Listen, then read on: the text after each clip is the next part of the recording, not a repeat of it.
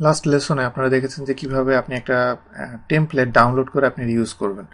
আমি আপনাদেরকে বলেছিলাম যে এটা আপনি সেভ করে রাখবেন। এবার আমি আপনাদেরকে যেটা বলবো যে আপনি একটা টেমপ্লেট নামানোর পরে এইটাকে আপনি সরাসরি টেমপ্লেট হিসেবে আপনি সেভ করে রাখবেন কিভাবে, এবং রেগুলারলি ওই টেমপ্লেটটা কিভাবে ইউজ করবেন সেটা।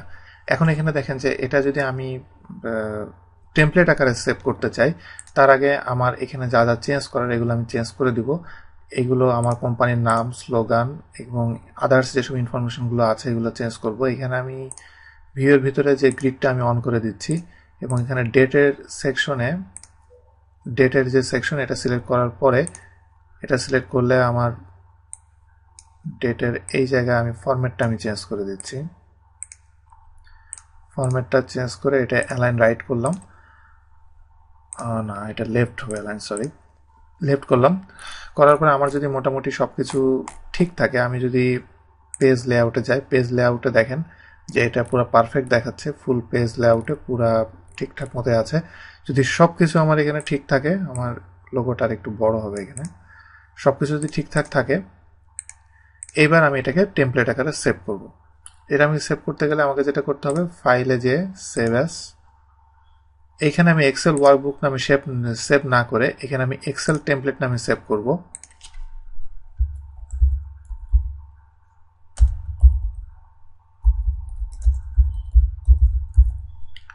ওয়ার্ক অর্ডার টেমপ্লেট নামে আমি এখানে সেভ করব, এবং এটা দেখেন মাইক্রোসফট এক্সেলের যে টেমপ্লেট ফোল্ডার, সেই ফোল্ডারের ভিতরে এটা সেভ হচ্ছে। এটা এখানে আমি সেভ করলাম। এটা সেভ করার পর আমি এটা অফ করে দিচ্ছি। দেওয়ার পরে আমি যদি ওইটাকে আমি আবার নিউয়ে যে ওপেন করতে চাই, সেই ক্ষেত্রে আমাকে এখানে যে মাই টেমপ্লেট আছে, মাই টেমপ্লেটের ভিতরে যেতে হবে। মাই টেমপ্লেটের ভিতরে গেলে দেখেন যে ওয়ার্ক অর্ডার টেমপ্লেট যেটা আমি নতুন আমি সেভ করে রেখেছি, সেটা এখানে এসেছে।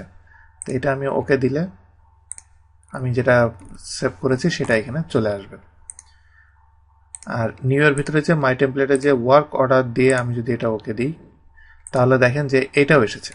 তো দুইটার মধ্যে মেন পার্থক্যটা কি? দুইটার মধ্যে মেন পার্থক্য হলো যে এখন যে টেমপ্লেটটা দেখছেন এটা আমি সরাসরি ডাউনলোড যেটা করেছি। তো আমি ডাউনলোড যদি আমি করি সরাসরি, এটা আমার টেমপ্লেট ফোল্ডারের মধ্যে সেভ হয়। বাট আমাকে কিছু কাস্টমাইজ করে নিতে হবে। কাস্টমাইজ করে নিয়ে আমাকে ওইটার উপর আমি যদি ওভাররাইট করি সেটাও করতে পারবো, বা আমি আমার নিজের নাম দিয়ে এটাকে আমি সেভ করতে পারবো।